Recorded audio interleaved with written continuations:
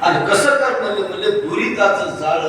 म्हणजे माझ्यावर असणार जे काय अज्ञानाचं जे सावट आहे ते सावट दूर करून एकदा मला त्यांनी मुक्त करणे तर काय करतो म्हणजे मला आठवीनं पाय हा माझा नवस रात्र आणि दिवस अशा प्रकारचा नवस केला आणि हे जन्माला आलं की जे प्रपंचात दुःखाचं जगत करायला वाटलं होतं की यांनी आपण पाहतो काय करतो जनतरी देखे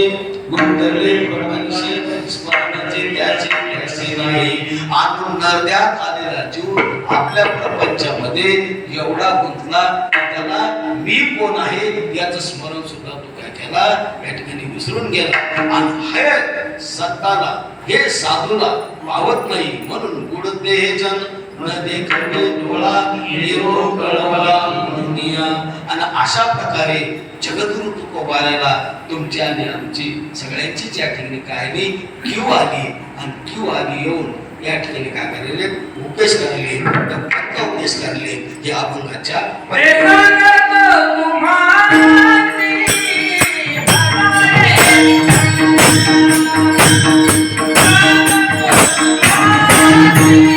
Thank you.